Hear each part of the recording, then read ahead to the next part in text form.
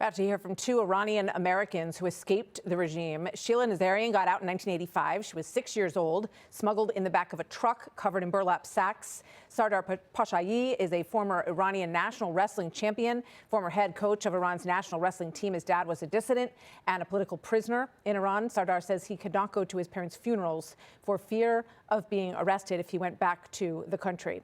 Sardar Pashayi and Dr. Sheila Nazarian joining now. Wonderful to have both of you with us. Thank you very much for joining us again. Sardar, let me start with you. As you look at Vice President Vance, he's heading to Pakistan with other negotiators this weekend. What is your message for them as someone who understands the country from such a personal level? Hi, Martha. Thanks for having me. Actually, I saw Vice President before your program saying that deal is possible if Iran doesn't lie or doesn't cheat. But with respect, Mr. Vice President, Iranian regime is going to lie and is going to cheat, and you cannot trust them. Why? Because their regime founded based on hatred and hostility toward Americans and Israeli, and we have been seeing that for the past almost half a century. But the result was just the regime got more aggressive, they took more hostages, and they executed more protesters. So do not give CPR to a dying regime. Dr. Nazarian, what's your message to the negotiators headed to Pakistan? I think that there are military goals that we have achieved, but there's also humanitarian goals, Martha, that we have not achieved. They are executing 1 to 2 teenagers, young people in Iran every single day, while we in America are talking about negotiating with terrorists.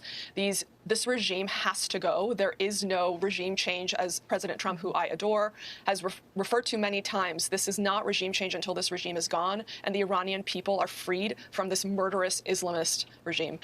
I want to play for you. This is just a resident who spoke to the cameras on the streets in Tehran, and here's what he said.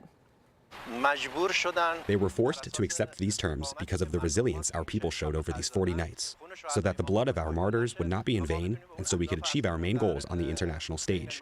Now we are recognized as a major power in the world. Now we are recognized as a major power in the world. Sardar, your reaction to what that man had to say?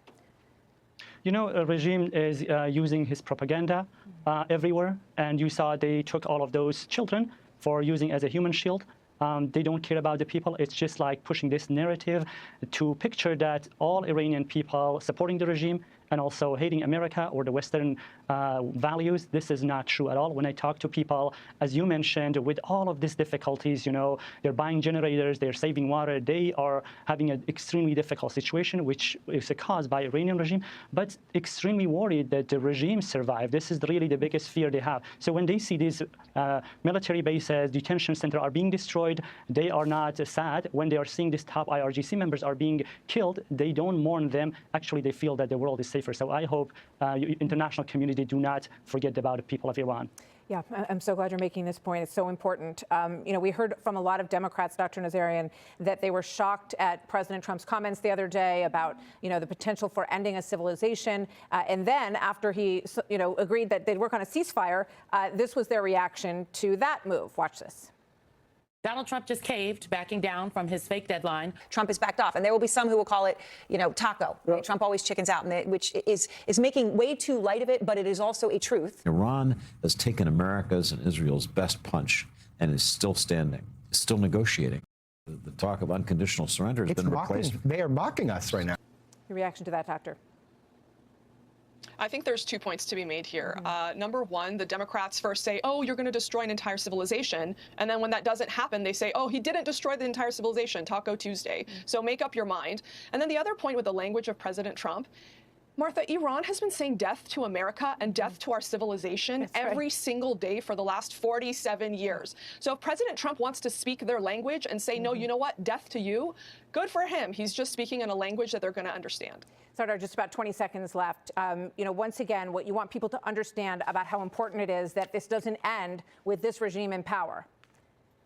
Yes, very important. I think these people have tried many times. They got slaughtered. They deserve to be supported. And I hope, President Trump, I have this message for you. Any point, 10 points, 15 points you have on the table for negotiation, please include humanitarian one. And also those people on the prison death row, you're important. You make a red line for them. Say, don't execute any more prisoners.